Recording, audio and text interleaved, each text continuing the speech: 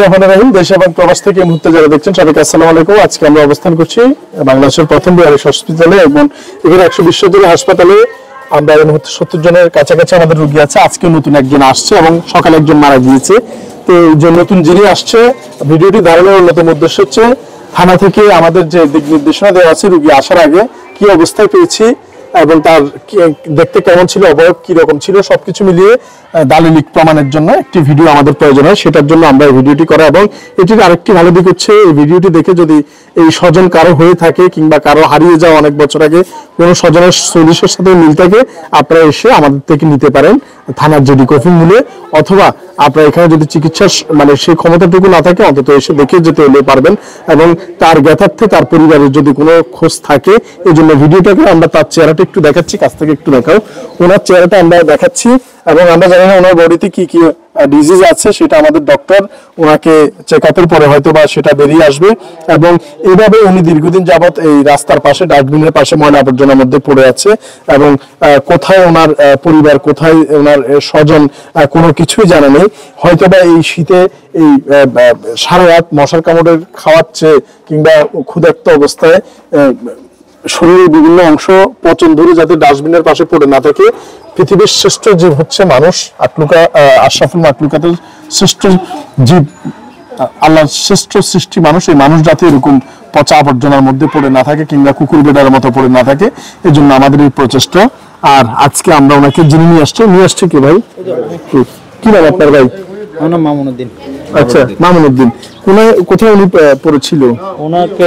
ওনাকে পাইছি আমি বাজারের মধ্যে, অনেকদিন যাবত পড়েছিল। কেউ নেওয়ার জায়গা নেই, কোথাও কেউ নেওয়ার জায়গা, চিকিৎসা খাবার বা ওনার যত্ন করার কেউ নেই।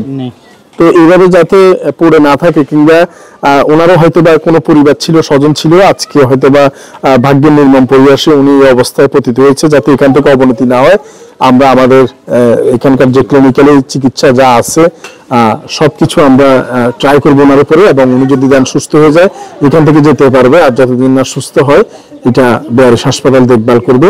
এবং আজকে আমাদের এই কার্যক্রমে আমাদের প্রতিদিনই রোগী আসে, হয়তো আজকে ওনার অন্য ডিজিজ থাকতে পারে, কিন্তু বেশিরভাগ রোগী আসে আমাদের শরীরের পচে পোকা পড়ে যাওয়া। আপনারা দেখেন হয়তো অনেকে বা ভিডিওতে অনেক কিছু দেখানো যায় না ফেসবুক ইউটিউবের গাইডলাইনের কারণে, কিন্তু আজকে আমাদের সাথে একজন আমাদের মহান মানুষ, যিনি আমাদের ইনসানিয়ার প্রেসিডেন্ট, আমাদের বিআরএস ফাউন্ডেশনের সাথে কোলাবোরেশন করে দীর্ঘদিন যাবত বিভিন্ন হিউম্যানিটেরিয়ান কার্যক্রম করে আসছেন।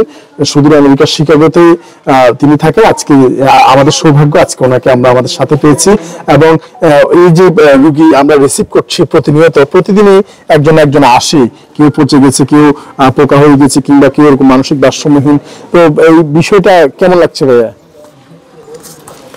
বিষয়টা আসলে খুব অন্তরছোঁয়া ইমোশনাল, কারণ এই ধরনের মানুষকে রাস্তায় পড়ে থাকা, তাদেরকে নিয়ে আসা, এটা তো আমরা দেখিও নাই, কখনো শুনিও নাই, এই প্রথম শুনছি যে মানুষকে তুলে এনে এখানে রাখা।